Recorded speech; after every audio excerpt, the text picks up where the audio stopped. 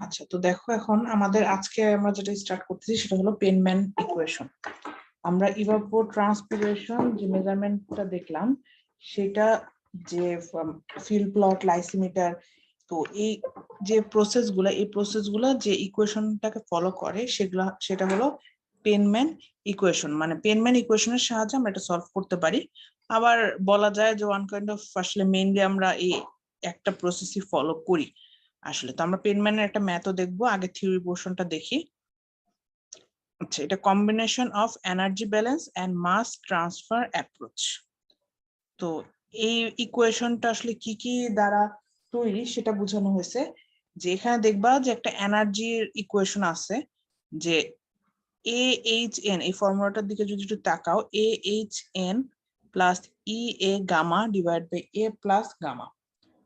তো এখানে এই যে এইচ এন, এটা একটু দেখি, নেট রেডিয়েশন ইন মিলিমিটার।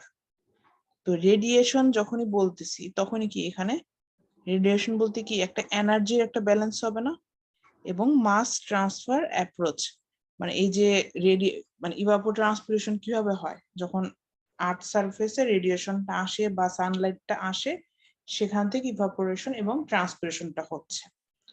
তো পেনম্যানের ইকুয়েশনের যে শর্ট নোট আসে, এই দুটো কথা খুবই ইম্পর্টেন্ট দুইটা কথা, যে এনার্জি ব্যালেন্স এবং মাস ট্রান্সফার যে কম্বিনেশন, এই দুইটাতে একত্রে পেনম্যানের ইকুয়েশনটা কাজ করে। ইকুয়েশনটা তোমাদের মনে রাখতে হবে, PET equal to A H N plus E A gamma A plus gamma. PET কি? পিইটি হলো ডেইলি পটেনশিয়াল ইভাপোট্রান্সপিরেশন। এটার ডেফিনেশন চ্যাপ্টারের শুরুতেই আমরা দেখে আসছিলাম। ইউনিটটা রাখতে হবে মিলিমিটার পার ডে। যেগুলোর ইউনিট দেওয়া থাকবে সেই ইউনিটগুলো আমাদের মনে রাখতে হবে, ইউনিটগুলো কিন্তু ইম্পর্টেন্ট। অন্য ইউনিটে বসাইলে তোমরা কনভার্সনের পর কিন্তু যে ইউনিট চাচ্ছ সেটা আসবে না। এই কারণে যেটার যে ইউনিট যদি বলা থাকে যে এই ইউনিটটাই রাখতে হবে, তাহলে অবশ্যই ওই ইউনিট ফলো করতে হবে।